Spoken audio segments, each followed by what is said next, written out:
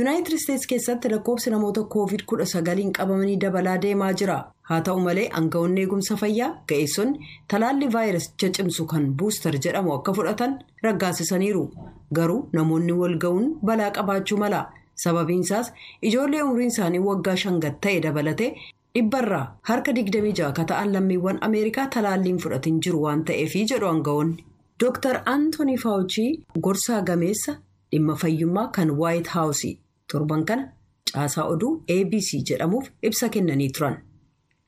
If you're vaccinated, and hopefully you'll be boosted too, and your family is, you can enjoy a typical Thanksgiving meal, Thanksgiving holiday with your family. Talaallii fudhattan yoo ta'e talaallicha ka jabeessu yookaan buustar ka jedhamu isinis maatii keessanis ni fudhattu jennee abdanna.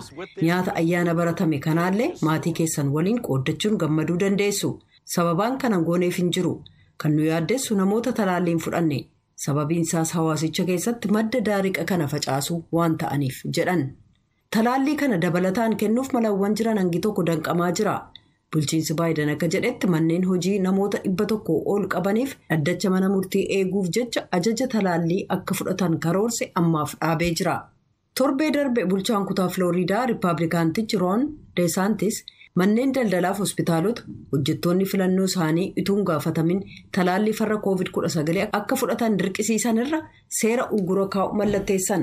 And I think it's something that's going to make a big difference for an awful lot of people.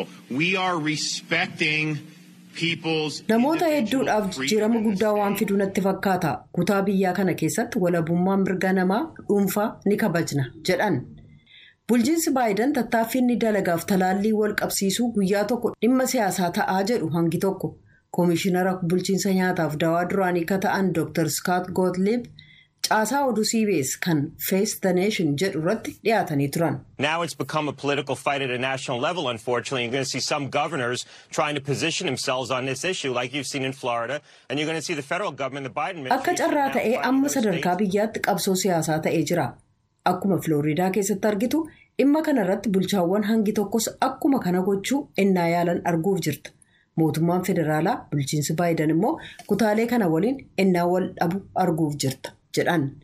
Namoota itti dabalaa tallaaluuf tattaaffiin jiru itti fufee ennaa jiru kanatti kaan immoo qajeelfama maaskii kaayyachuu jiru laaffisaa jiran. Kantiibaan magaalaa Waashingtan DC akka jedhanitti mana keessatti maaskii kaayyachuuf qajeelfamni jiru torban kana ka'uuf jira.